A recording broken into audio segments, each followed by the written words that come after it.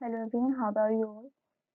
So let's start today's discussion. In the last discussion we have discussed IUCN Observer भी है और world wide fund हो गया world monitoring conservation centre I think I don't know what it was.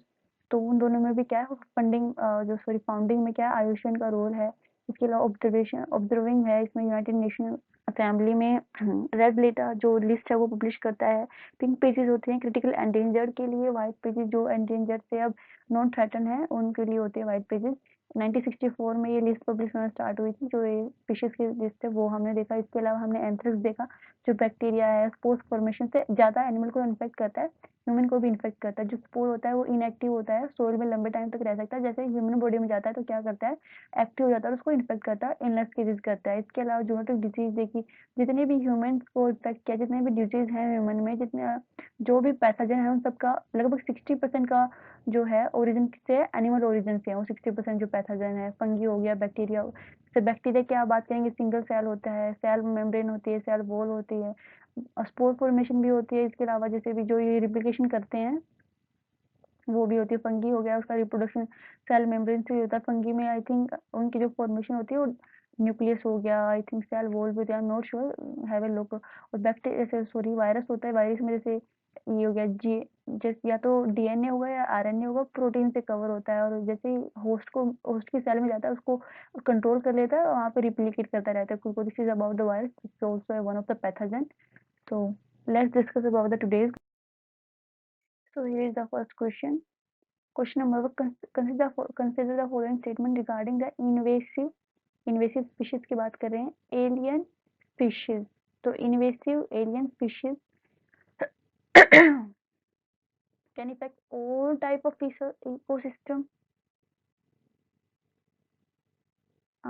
all type of ecosystem मतलब that depend कि वो किस, मान लो कहीं पे कोई species invasive ना हो और कहीं और जाए तो वो invasive हो जाए, that depend करता है ना। I'm sorry. For a species to become invasive, it must successfully outcompete native organisms, spread through its new environment, and increase in population density. Of course, that can be true. I okay, island are least vulnerable to invasive island species. That is not true. In one context they are saying it. मान लो मतलब कुछ ऐसा भी हो सकता है कि मान लो कोई आइलैंड है जिस पे किसी का आना जाना ना हुआ हो तो वहाँ पे जो स्पीशीज है वही ग्रो करेंगे, वहाँ कोई दूसरी स्पीशीज कैसे डेवलप हो जाएगी। ह्यूमन से बेसिकली अगर ह्यूमन सेटलमेंट है वहाँ पे तो ह्यूमन ने कई दूसरी स्पीशीज को लेके आए और पता चला कि वो इन्वेसिव स्पीशीज है वहाँ पे, उसने और स्पीशीज को आउट कम्पीट कर दिया और खुद की पॉपुलेशन इतनी ज्यादा ग्रो कर ली। मे भी ऐसा हो सकता है कि कुछ I don't know how I feeling that something may be island can be. तो इसमें अगर आपको करेक्ट स्टेटमेंट की बात करनी हो तो I would say only one. If you know the answer, please comment box are open. You can participate. Look in the following statement regarding the marine heat waves. Okay, heat waves आ गई हैं। Marine heat wave occur only during summer. पहली बात।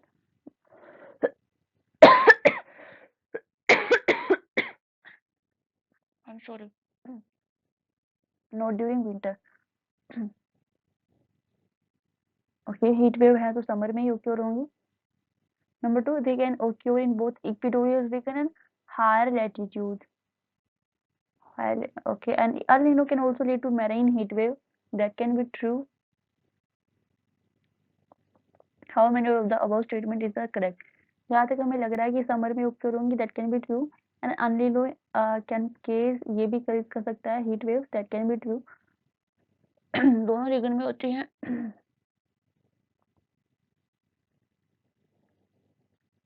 Marine heat wave की बात हो रही है दोनों रीजन में। I'm not sure about this, so I would prefer to say only two. Question number three. Consider the soil. When the soil become dry, the capability of the plant to act as a carbon sink reduce. Number one. Number two, with increase in the soil temperature, the microorganisms in dry soil become more productive. Which of the above statement is correct? I'm not sure about it. I don't know. Let's move to the next question. Question. Consider the following statement regarding Peatland Peatland की अगर हम बात करें, जहाँ तक हम जो याद कर पा रहे हैं वो देखते हैं पहले। ऐसा होता है ना कि परसिस्टेंट जो वाटर लॉग कंडीशन हो जाती है वहाँ पे, तो वहाँ पे पार्शियली डिकम्पोज मटेरियल होता है। सपोज करो कि ये कोई भी वाटरी सोर्स है, राइट? इसमें क्या है यहाँ पे जैसे स्पोर्सेस भी होते हैं, उसमें ऑक्सीजन होता है। Got it? Okay, got it. यहाँ पे ऑक्सीजन होता है, लेकिन मान लो ये सैचुरेटेड वाटर सोर्स है। अब सैचुरेटेड है तो क्या होगा कि मान लो अगर यहाँ पे कोई भी ऑक्सीजन अवेलेबल भी होगी, तो वाटर क्या करेगा, इस ऑक्सीजन को रिप्लेस कर देगा और यहाँ पे भी क्या आ जाएगा, खुद ही अवेलेबल हो जाएगा। अब वाटर का जो सिचुएशन ज़्यादा होता है वेट अ मिनट, जैसे क्या हुआ है, इतना सैचुरेशन है तो वाटर अवेलेबल, मान लो जो भी ऑक्सीजन थी वो यहाँ पे मिक्स हुई, कोई भी केमिकल रिएक्शन हुई, या फिर जितने भी यहाँ पे माइक्रो ऑर्गेनिज्म थे उन्होंने कंज्यूम कर लिया अपने रेस्पिरेशन। ऊपर से भी जो ऑक्सीजन इसको मिली थी, उस वो भी क्या कर ली, जो ऊपर अवेलेबल ऑर्गेनिज्म थे उन्होंने कंज्यूम कर ली। बेसिकली एट द एंड यहाँ पे क्या हो जाता है, ऑक्सीजन रिडक्शन हो जाती है। और जैसे-जैसे ऑक्सीजन रिडक्शन की जाएगी, जो भी इसमें ये मान लो डेड ऑर्गेनिज्म है या जो डेड हो रहे हैं ऑर्गेनिज्म, उनका डिकम्पोजिशन भी अच्छे से नहीं हो पाएगा, क्योंकि ऑक्सीजन वैसे ही लेस है। अब आप कहेंगे कि H2 भाई बात, ऑक्सीजन तो इसमें भी होती है। नो नो, ये वाटर है, ये इस ऑक्सीजन O2 की जरूरत होती है रेस्पिरेशन में। This oxygen not required, this is an water molecule. तो एट द एंड की जो ये डिकम्पोजिशन की, जो ऑक्सीजन की कमी की वजह से जो पार्शियल डिकम्पोजिशन होता है, जितना भी ऑर्गेनिक मटेरियल होता है वो कंप्लीटली डिकम्पोज नहीं हो पाता है, क्योंकि ऑक्सीजन की लेस अवेलेबिलिटी है, तो पार्शियली डिकम्पोज होता है। और ये क्या बन जाते हैं at the end, persistent water logging condition होनी चाहिए, लंबे टाइम तक वाटर लॉग, मतलब सेचुरेशन होना चाहिए वाटर का, तब जाके ऐसा चीजें होती है, तो पीटलैंड फॉर्म होते हैं। तो इन्होंने कहा कि complete decomposition of dead organic matter ये नहीं होता है, पार्शियल होता है। और ये हाईली स्पेस कार्बन तो काफी अच्छे होते हैं, that is very very true, and contain more carbon than entire forest mass, जो बायोमास है ना उसका भी, उससे भी कहीं ज्यादा का इनका वो है, लगभग इनका पता नहीं शायद 2% के ये होते हैं, लगभग 10% ये कार्बन स्टॉक करते हैं, 2% का एरिया कवर करते हैं। आई एम नॉट श्योर, पता चली जाएगा अगर हम एक्सप्लेनेशन में देखेंगे। Peatland are form only under tropical climate condition. No no no, हर जगह होता है। I think peatland that is nothing to do with the climate. I am not sure about it, I am just giving a guess. So how many statement is that correct? I think अगर दो ही बता, ये क्या है, that is not okay, I would prefer to say this one is true, and I'm not sure about this, so I am prefer to say two. The following statement regarding सब aerogel, aerogel का हम small particle होते हैं, कई तरह के aerogel होते हैं भाई, कुछ होते हैं एब्जॉर्बेंट होते हैं, कुछ होते हैं क्या कहते हैं रिफ्लेक्टिव होते हैं। कुछ रिफ्लेक्ट करते हैं, कुछ जैसे ब्लैक कार्बन है वो भी कैरेक्टर का एरोजल ही है, लेकिन वो क्या करता है, सनलाइट को ऑब्जर्व कर लेता है। कुछ एरोजल होते हैं जो रिफ्लेक्ट कर देते हैं, कुछ एरोजल होते हैं जो स्कैटर कर देते हैं। एरोजल ही हेल्प करते हैं किसमें, क्लाउड फॉर्मेशन में या फिर फोग फॉर्मेशन में भी एरोजल का रोल होता है। सपोज करो ये डस्ट पार्टिकल, माइक्रोस्कोपिक डस्ट का पार्टिकल है, इसके जब जैसे कि ये कोई वाटर सोर्स है, हीट अप हुआ, हीट की वजह से ये वाटर गैस में कन्वर्ट हो गया। जैसे ये गैस ऊपर जा रही है तो क्या हो गया, ठंडा हो गया इन्वायरमेंट, कंडेंस होगी, ज्यादा वाटर को होल्ड नहीं कर पाएगी, तो जो गैस है ना वापस से वाटर में कन्वर्ट हो जाएगी। मान लो इसको ये डस्ट मिल गई वहां पे, तो ये इस डस्ट के चारों ओर ऐसे फॉर्म हो गई जो वाटर ड्रॉपलेट है, और जैसे अगर इसी तरह के स्ट्रक्चर सब कंबाइन होंगे तो क्या बन जाएगा, वो क्लाउड बन जाएगा। और अगर ये जमीन पे होता है तो वो क्या बन जाती है, उसी को हम फॉग बोल देते हैं, बेसिकली वो भी तो एक तरह की क्लाउड ही होते हैं। If you have gone through walk through the cloud, I mean it means you have walked through the cloud, this is nothing different। ये भी डिपेंड करता है, मान लो ये पार्टिकल बहुत ज्यादा स्मॉल होंगे ना, तो स्मॉल फॉर्मेशन होगी इस तरह से, जैसे मान लो ये माइक्रोस्कोपिक पार्टिकल ज्यादा स्ट्रॉन्ग है, तो इसके अराउंड जो ये बन गई, दूसरा एक पार्टिकल है वो भी, तो इसके अराउंड ये बन गई, ऐसे ऐसे वो फॉर्म हो। अगर ये स्मॉल होंगे तो जो क्या होगा, बारिश भी कम होती है उसकी वजह से, ये भी याद रखेंगे।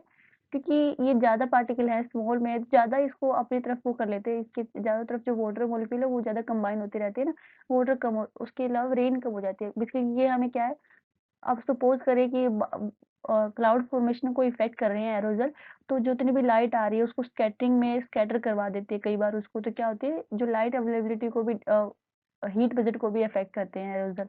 थोड़ा सा हमने ओवरव्यू ले लिया, देखते हैं इन्होंने क्या पूछा हुआ। Some aerosol are reflective, okay, when the sun rays is ray beam down on them, they bounce the rays back out of the atmosphere। yes, some are aerosol are reflective।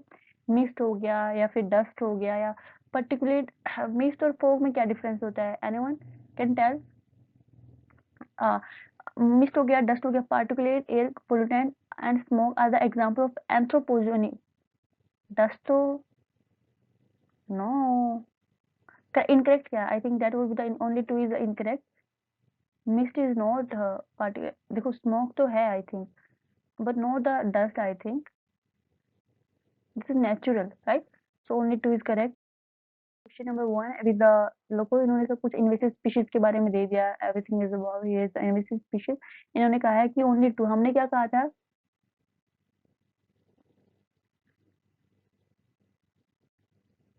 Statement three is incorrect. इन्होंने ये कहा, ये क्या है, can effect all type of ecosystem. वे हाँ, हमें इसका कॉन्टेक्स्ट समझ नहीं आता एक्चुअली सर ना, ये तो होता है ना किस कॉन्टेक्स्ट में बात करें, तो some time we are not able to get the context, otherwise that is not a very difficult statement. For species to become invasive, ये तो था ही। इन्होंने ये कहा कि वल्नरेबल है, इन्होंने कहा था कि लिस्ट वल्नरेबल है, आपको उस नोट देखो, यहाँ हम देखेंगे, इसको डिस्कस करेंगे पूरा। Here we are talking about the invasive species. तो इन्वेसिव स्पीशीज का आपको पता है, सबसे एक होती है एलियन स्पीशीज। एलियन का मतलब क्या हुआ, जो आपके हमारे जैसा नहीं है, वही नॉर्मल नहीं है। मान लो यहाँ पे अगर कोई एक पर्टिकुलर टाइप का पेड़ है और वहाँ पे किसी दूसरे तरह के पेड़ आ जाए, जो भाई ना वो इस इन्वायरमेंट का हो, ना इस जगह का, तो उसको क्या बोलेंगे, हम एलियन बोलेंगे।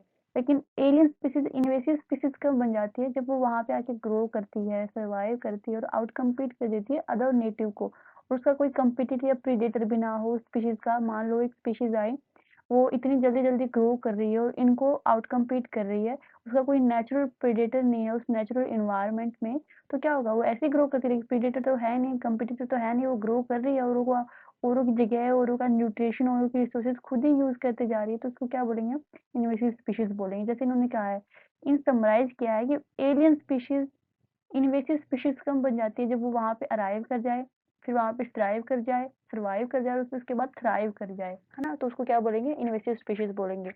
पहली बात। दूसरी बात क्या है कि आइलैंड क्यों ससेप्टेबल होते हैं, सपोज करो कि ये कितना बड़ा, मान लो अगर इंडिया की बात करें हम, तो इंडिया क्या है बेसिकली, कंटिनेंट में, एशिया कंटिनेंट में कंटिनेंट बहुत बड़े होते हैं, आइलैंड बहुत छोटे होते हैं, पहली बात हम ये याद रखेंगे।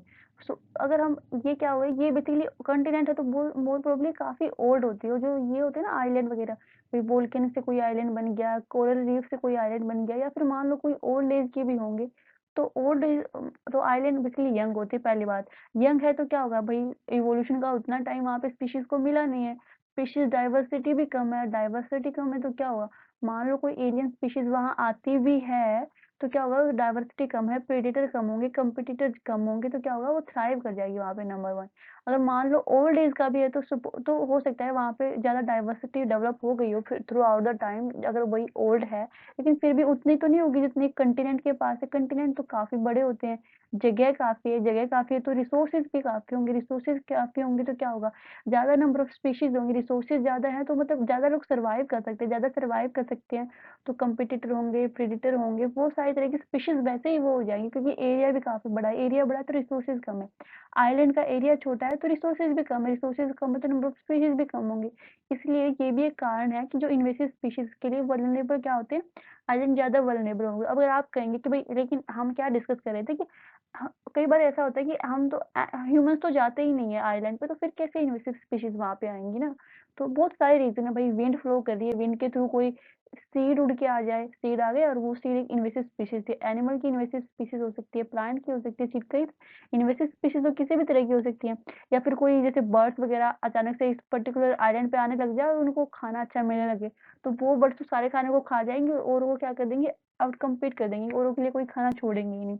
इसके अलावा जैसे भी भाई जो भी ये होती हैं टाइड्स वगैरह, वो भी लेके आ सकती है, कुछ एनिमल लेके आ गई, सीड लेके आ गई या कुछ और लेके आ गई, इन्वेसिव स्पीशीज विंड के थ्रू आ गई, स्टॉर्म के थ्रू आ गई, तो there can be so many various reason that can lead to the वहाँ पे एलियन स्पीशीज को लीड कर सकती है, फिर वो वहाँ पे क्या करेगी, अराइव करेगी, सर्वाइव करेगी और थ्राइव करेगी, आउट कम्पीट कर देगी और खुद की पॉपुलेशन को क्या कर लेगी, इंक्रीज कर लेंगी। तो इसलिए क्या है, हमें ये भी याद रखना है, island are vulnerable to invasive species, alien species. Question number, consider the following statement, correct बताना था इसमें। इन्होंने क्या कहा है कि आइलैंड, सॉरी, ओके, आइलैंड से होती है ये क्या है, ये तो वही है actually, okay okay, this is the same question, हमें पहले वाला ही क्वेश्चन था। तो ये हमने देख लिया कि स्पीशीज और टाइप ऑफ इकोसिस्टम में आराम से सर्वाइव करती है, किसी भी तरह के इकोसिस्टम में, नंबर वन। ये हमें देख लिया। ये क्या है, लिस्ट वल्नरेबल, नॉन जी काफी वल्नरेबल होते हैं, Here's the question number two about the marine headwear. We were wrong. Actually, I was wrong when I was said that it can be not true during the winter. You know what? What is the good about being wrong? That you know have you made mistake, and now you will gonna remember that particular thing for little longer period of time because you was wrong at that time. And okay, and हमने इस पे भी दिखा था कि they can occur in both reason. So मतलब ये थोड़ा थोड़ा काउंटर इंट्यूटिव लगता है, ये थोड़ा सा जब हम बात करते हैं कि हीट वेव की बात करें तो बेसिकली हम बोलते हैं कि वार्म का टेम्परेचर का हो जाना एक पर्टिकुलर परसिस्टेंटली किसी टेम्परेचर कहीं पे टेम्परेचर वार्म हो जाना उसको हम हीट वेव बोलते हैं। तो ये थोड़ा सा काउंटर इंट्यूटिव तो लगता ही है कि विंटर में कैसे हीट वेव आ सकती है। बेसिकली हीट वेव का मतलब ये नहीं है कि मान लो यहाँ पे हम मान के चल रहे हैं कि 50 डिग्री टेम्परेचर होगा सेल्सियस तो हम उसको हीट वेव बोलेंगे, नो। मान लो यहाँ पे एक पर्टिकुलर ये मान लो कोई भी एरिया है और यहाँ पे एक सर्टेन डिग्री का टेम्परेचर का इसकी वो है, लेकिन थोड़ा-सा अनयूजुअल टेम्परेचर हो जाए, मान लो विंटर में यहाँ पे इतना डिग्री टेम्परेचर रहता है और अब यहाँ पे इस पर्टिकुलर विंटर में यहाँ पे कुछ प्लस हो गया है 2-3 डिग्री या फिर कितना डिग्री प्लस हो गया है, टेम्परेचर इंक्रीज हो गया है, तो उसको भी हम हीट वेव बोल देंगे, नंबर 1। तो ही और ऐसा भी है नहीं कि ये है कि मान लो पूरे विंटर सीजन के दौरान इस पूरे कॉन्टिनेंट पे हीट होनी चाहिए, नो। किसी मान लो विंटर चल रही है किसी पर्टिकुलर रीजन पे for a certain period of time के लिए अनयूजुअल टेम्परेचर हो गया, यानी कि जो लिटिल लॉन्गर हो गया, जो एवरेज रहता है उस पर्टिकुलर एरिया का जो टेम्परेचर उससे कहीं ज़्यादा उससे इंक्रीज़ कर गया उस एवरेज से, तो हम क्या बोलेंगे उसको भी मैरीन हीट वेव में कंसीडर करेंगे। So this was something. तो marine heat wave okay only during summer नहीं, ये विंटर में भी ओके हो सकती है। बेसिकली इसका मतलब ये है कि जो यूजुअल टेम्परेचर किसी पर्टिकुलर एरिया पे रहता है उससे थोड़ा ज़्यादा हो जाए। वो ज़्यादा कैसे हो सकता है, मान लो ये एक पर्टिकुलर एरिया है, यहाँ पे कोल्ड करंट फ्लो करता है, यहाँ पे कुछ ऐसी चीज़ें हो जाए कि भई यहाँ पे वार्म करंट आ जाए या समथिंग कुछ और क्लाइमेट चेंज की वज़ह से हो जाए, या फिर हम बात करते हैं कि ला नीनो की कंडीशन लगभग 3 साल के लिए रही और उसके नेक्स्ट ईयर एक अल नीनो कंडीशन आ जाए। तो अल नीनो में क्या होता है कि जो ईस्टर्न पैसिफिक एरिया है हमारा, वो क्या हो जाता है वार्म हो जाता है। वो भी क्या एक तरह से हीट वेव की तरह ही है कि वहाँ का जो पर्टिकुलर तो क्लाइमेट चेंज की वज़ह से हो गया, अल नीनो की वज़ह से हो गया, या वही जो अपवेलिंग, डाउनवेलिंग है उन सब की वज़ह से हो गया, या और कोई भी फैक्टर इंक्लूड हो गया। सपोज़ करो कि मान लो ये एक एरिया है, यहाँ पे क्लाउड फॉर्मेशन है, क्लाउड फॉर्मेशन वहाँ पे वीक हो गई और क्लाउड फॉर्मेशन कम हो गई तो क्या हो गया, सन की हीट वेव ज़्यादा आएँगी उस पर्टिकुलर एरिया पे। तो वहाँ पे भी एवरेज जो भी हीट रहता है उससे इंक्रीज़ कर जाएगा, तो उससे भी क्या होगा, वो भी क्या होगी एक तरह से हीट वेव ही होगी। तो they can occur in both equatorial and higher latitude. हाँ जी, they can I think the most common ये तो इन्होंने ये लिखा हुआ है कि देखो इंडियन ओशन करंट्स हो गए, वार्म जो बिल्ड करते हैं, एयर से हीट फ्लक्स हो गए, ये कुछ कॉमन चीज़ें हैं जिसकी वज़ह से हो सकता है। अल नीनो की वज़ह से भी क्या होती है, मैरीन हीट वेव होती हैं। और ये समर एंड ये क्या है विंटर में भी ओके हो सकती हैं। One was the incorrect and they can okay in both, चाहे इक्वेटोरियल हो या हायर लैटिट्यूड हो। मतलब जो नॉर्मल टेम्परेचर रहता है उससे ज़्यादा हो जाए ना उसको ही तो बोलेंगे। अब हायर लैटिट्यूड पे भी तो हो सकता है कि भाई मान लो जितने भी हम ये एक्टिविटी करते हैं, डिफोरेस्टेशन करते हैं, वो तरह की एक्टिविटी करते हैं, तो उसमें भी क्लाइमेट चेंज होगा। क्लाइमेट चेंज होगा तो और चीज़ें में भी चेंज होंगे, उनकी इस तरह की जो कंडीशन है नेचुरल कंडीशन उनमें भी चेंज होगी। तो वहाँ पे भी लॉन्गर पीरियड के लिए हीट तो रह ही सकती है। So this is about it is, तो हम याद रखेंगे ये। Question number 3, when the soil become dry the capability of plant to act as a carbon sink reduce. Correct बताना है। Number 1 is correct. With increase in the soil temperature, soil का temperature increase करता है, the microorganism in a dry soil become more productivity. ये क्या है, ये भी ठीक है। तो इन्होंने क्या कहा है कि जब सोइल ड्राई मान लो ड्राई होती है तो उसके बेसिकली क्या होता है कि वो स्ट्रेस हो गई और उसके वो क्या नहीं कर सकती, वो ज़्यादा कार्बन डाइऑक्साइड ऑब्जॉर्व नहीं कर सकती जैसे नॉर्मल कंडीशन में करती है। तो क्या होती है जो एबिलिटी ऑफ प्लांट है वो क्या कर जाती है, रिड्यूस कर जाती है कार्बन सिंकिंग, क्योंकि सोल उससे ज़्यादा कार्बन क्या नहीं कर सकती और कार्बन वो नहीं कर सकती क्या ऑब्जॉर्व। और जो माइक्रो ऑर्गेनिज्म होते हैं, तो मान लो ड्राई सोइल है तो क्या हो जाते हैं, ज़्यादा प्रोडक्टिविटी हो जाते हैं होर क्लाइमेट में, एंड रिलीज क्या करते हैं, मोर कार्बन डाइऑक्साइड को क्या करते हैं, रिलीज करते हैं। This is about this question. तो बेसिकली हमने क्या देखा, सपोज करो कि अगर टेम्परेचर ज़्यादा है, ड्राई कंडीशन है, तो जो हमारे प्लांट्स हैं उनको क्या नहीं होगा, उनको मॉइस्चर कैसे मिलेगा, वाटर अवेलेबिलिटी जो होती है, वाटर की रिक्वायरमेंट तो होती है। सपोज करो अगर फोटोसिंथेसिस भी करते हैं, कार्बन डाइऑक्साइड भी वो अगर कंज्यूम कर रहे हैं तो फिर उसको अपने एनर्जी में कन्वर्ट करेंगे, फूड में कन्वर्ट करेंगे, उसको ब्रेक डाउन करेंगे, तभी भी वाटर की अवेलेबिलिटी होती है। अब ड्राई कंडीशन है तो वाटर रिड्यूस कर जाएगा, वाटर रिड्यूस हो जाएगा तो फोटोसिंथेसिस की जो है प्रोसेस उसमें रिडक्शन आ जाएगी। और जैसे कि पेड़ों में क्या होता है, स्टोमेटा होता है जहाँ पे वाटर अवेलेबल होता है। अगर मान लो ड्राई कंडीशन है सोइल की, तो ये क्या करते हैं कि इसको बंद कर लेते हैं ताकि वाटर की अवेलेबिलिटी या वाटर की कमी ना रहे प्लांट में। अगर इसको बंद कर लेंगे तो भी क्या होगा, इससे की वजह से क्या होगा, फोटोसिंथेसिस पे इफेक्ट करेगा। तो बेसिकली जो ड्राई कंडीशन होती है वो क्या करते हैं, जो कार्बन का सिंक है उस पर मतलब वो कार्बन डाइऑक्साइड ऑब्जर्व तो कर रहे हैं ना उसमें। अगर ये कार्बन डाइऑक्साइड ऑब्जर्व कर रहे हैं तो उसमें क्या होगा, अगर ये इस तरह की प्रोसेस को ऑफ कर देंगे तो कार्बन डाइऑक्साइड का जो ऑब्जर्वेशन है वो भी क्या कर देंगे, रिड्यूस कर देंगे। So they will be less carbon, है ना। कार्बन सिंक में क्या हो जाएंगे इनके, रिड्यूस हो जाएगा।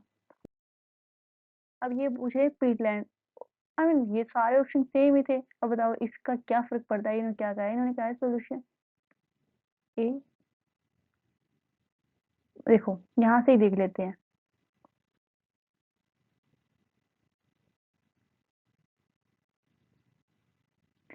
तो देखो, एक मिनट रुकिए, एक मिनट रुकिए। यस, हो गया।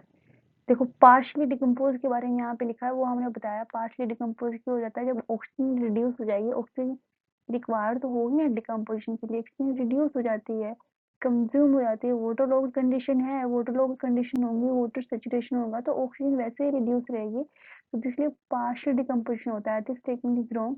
हाईली स्पेस इफेक्टिव, देखो ये ना सिर्फ 3% ऑफ एरिया का कवर करते हैं, 3% ऑफ एरिया, लेकिन कंटेन करते हैं कार्बन इंटायर जो forest biomass of the world है ना, फॉरेस्ट जितना कंटेन करते हैं उससे उससे भी ज्यादा ही करते हैं।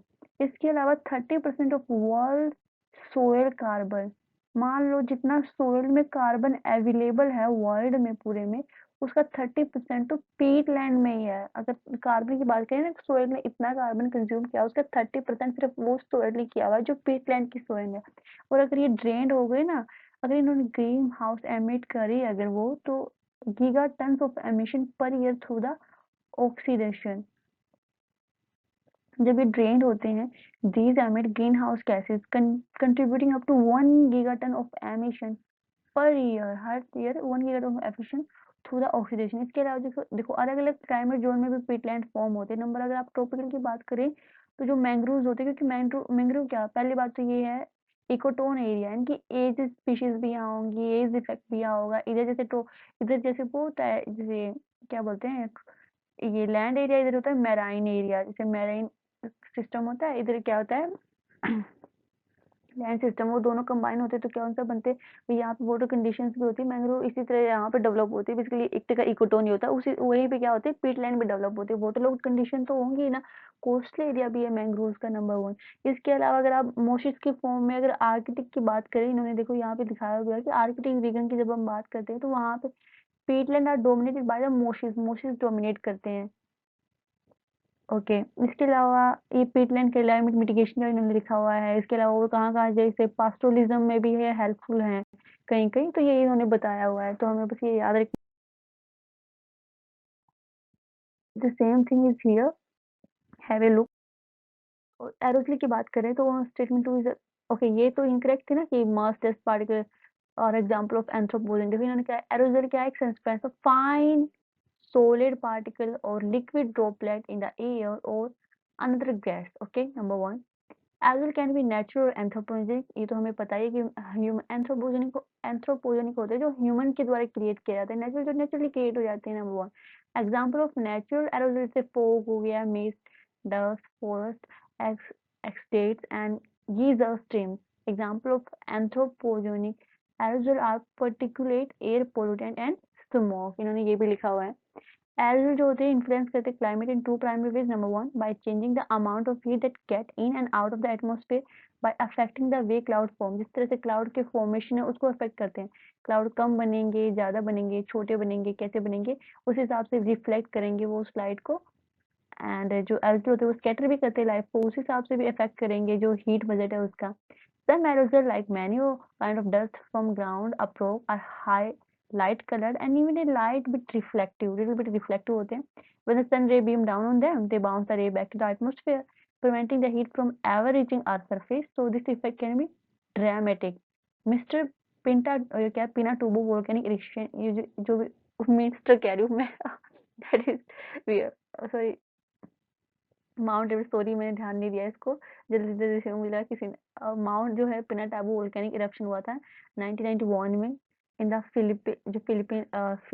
फिलीपींस में है।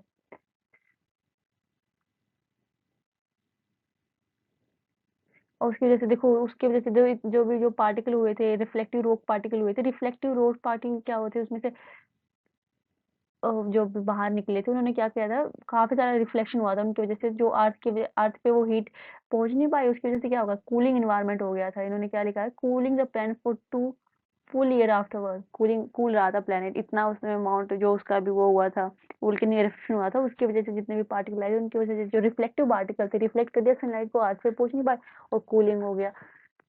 Okay, so I think this is also done. एक चीज देखनी चाहिए, wait a minute.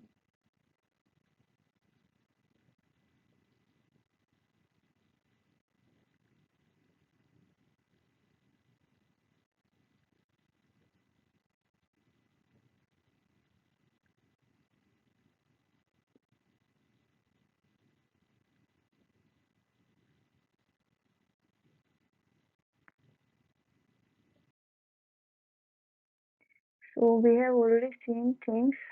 Time of aerosol हमने देख लिया, कैसे रिफ्लेक्ट करते हैं, कैसे उस पर वो डालते हैं, वो देख लिया। इसके अलावा हमने क्या देखा है, हमने देखा है पीटलैंड भाई, ये क्या बोलते हैं इसको, मॉशिस हो गया आर्किटिक में उनके फॉर्म में, या फिर अपने यहाँ पे अगर लगाया टॉपिकल में लगा ले तो ये क्या थे, मैंग्रोव्स हो गया, वहाँ पे पीटलैंड डेवलप होते हैं। 30% जितना भी सोइल कवर ने कार्बन को ऑब्जर्व किया, उसमें से 30% तो इन्होंने ही ऑब्जर्व किया हुआ है पीटलैंड ने, 3% ऑफ द वर्ल्ड।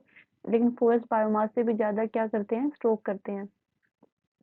और पार्शियल डिकम्पोजिशन होता है, वाटर लोड कंडीशन होती है, पीटलैंड को हम याद रखेंगे। ओके, इसके अलावा हमने क्या देखा था, इसके अलावा हमने इन्वेसिव स्पीशीज के बारे में देखा था, एलियन स्पीशीज हैं, इन्वेसिव हैं, सर्वाइव करती हैं, थ्राइव करती हैं, अराइव करती हैं, इस तरह से चीजें होती हैं। Number one, anything else which we have seen, invasive species हो गई, एरोजल्स हो गए, और ये और क्या देखा है हमने, पीटलैंड भी देख लिया है। और कौन कौन से टॉपिक थे जो हमें डिस्कस करने थे, not able to recall, I'm not able to recall. Those are other things which we need to discuss. Okay, this is the main concept. You have to stronger your rival retention. So thank you for listening. That's all for today. I'll see you in the next lecture. Okay, thank you.